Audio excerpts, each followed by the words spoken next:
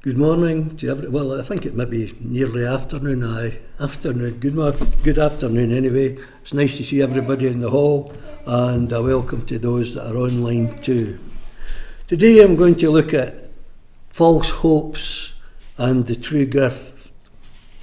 You might see a little picture there of the Trojan horse, so I'm going to be using a little analogy. Now, to the purists out there, those that know more about Greek mythology than I do, apologies, this is a shortened version, perhaps for school children rather than for those that know a lot about it. Anyway, there are times in life when it feels like we're living behind invisible walls. Not castle walls, but the kind we build for ourselves. The ones that we build inside ourselves. Walls of fear, walls of stress, walls of pride, walls we put up because we're tired and we don't know what else to do. We look at the world and feel pressure we can't control. We look inside ourselves and see things that we don't always know how to deal with. And sometimes it feels like that we're a city under attack. But even an old myth, like the story of the Trojan horse, although there might be some truth in terms of the war that actually took place, or the wars that took place, can help us understand what is going on in our hearts. Let's have a wee look at the city of Troy, a picture of us. Here's the Trojan horse story, shortened version. The story comes from Greek mythology surrounding the Trojan War. After 10 years of conflict, the Greeks still couldn't break through the city of Troy's strong, determined defences. So they changed tactics, pretending to abandon the war and sail away. In reality, the Greek army hid nearby, waiting for a signal to return and attack. On the beach, they left a wooden horse, a huge wooden horse. The Trojans believed it was a peace offering, a sign that the war was finally over. They dragged the horse within the walls, opened the wine vaults, and the city fell into a drunken celebration. But hidden inside the horse were Greek soldiers.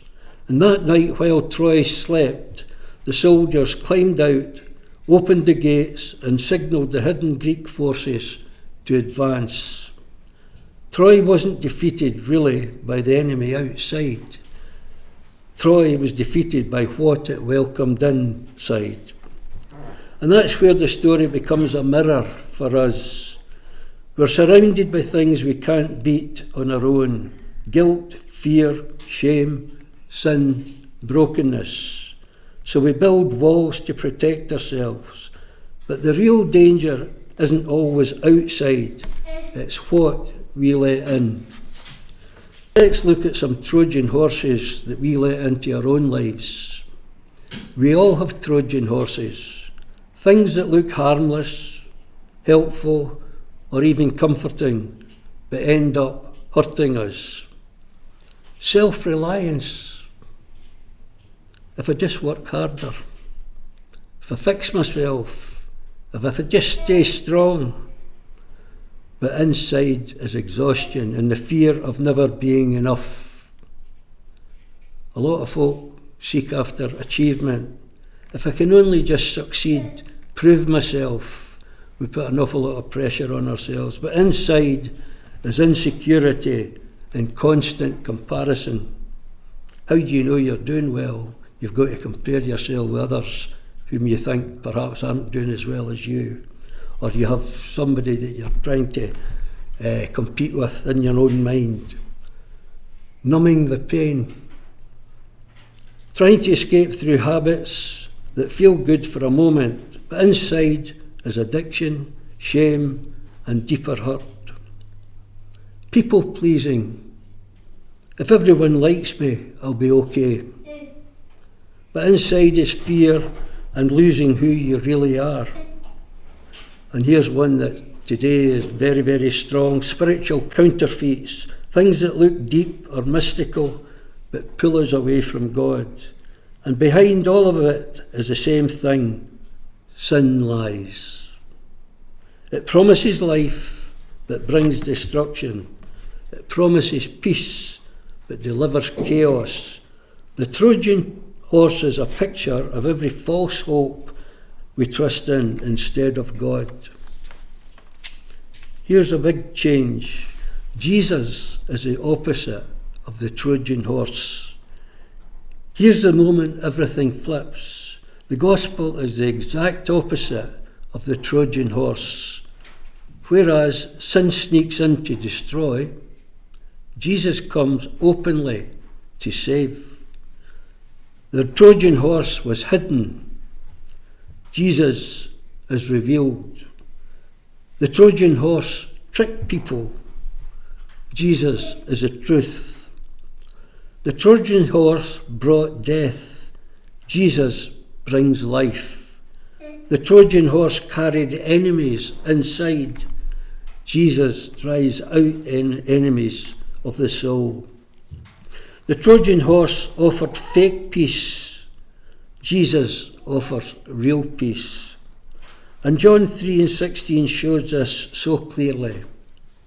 For God so loved the world, not tricked, not trapped, but loved, that he gave his only Son, not hidden, not disguised, given openly, publicly, and sacrificially, that whosoever believes in him should not perish, not destroyed from the inside like Troy, but rescued and restored, but have everlasting life, not fake peace, not temporary relief, real peace with God.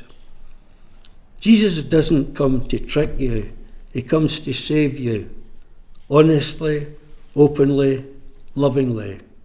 So let's look at John 3:16 in its whole.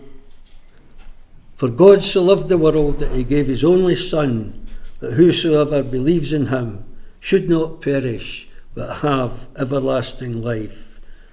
The heart of the gospel. This is the core of Christianity. God created us for a close relationship with him, just as he walked closely with Adam and Eve in the beginning. Adam and Eve's disobedience, the moment they welcomed sin into the story, broke that relationship for all humanity.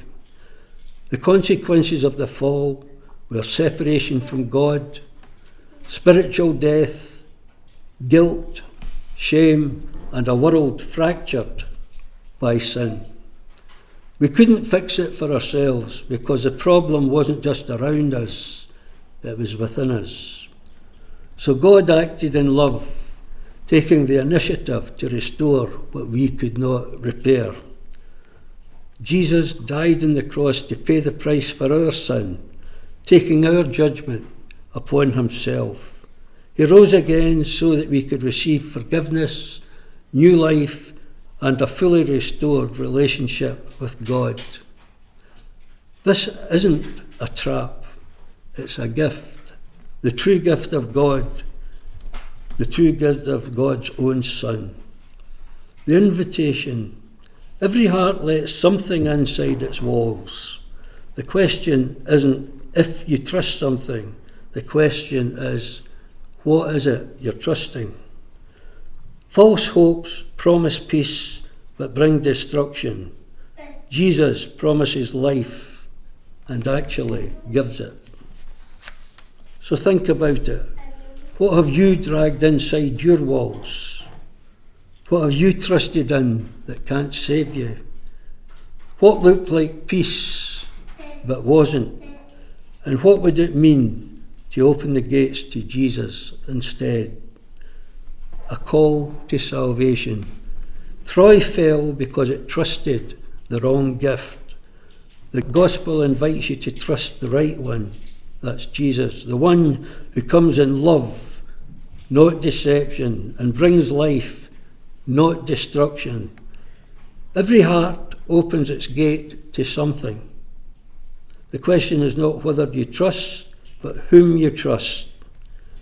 Jesus stands at the gate of your life, not hidden, not tricking, not forcing, but offering forgiveness, peace, and a restored relationship with God.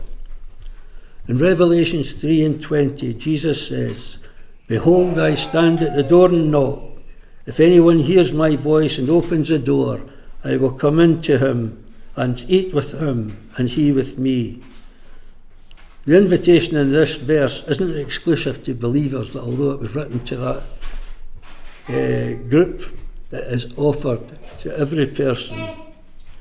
May we be people who spot the Trojan horses in our lives, refuse false hopes, and open our hearts to the one who truly saves, Jesus.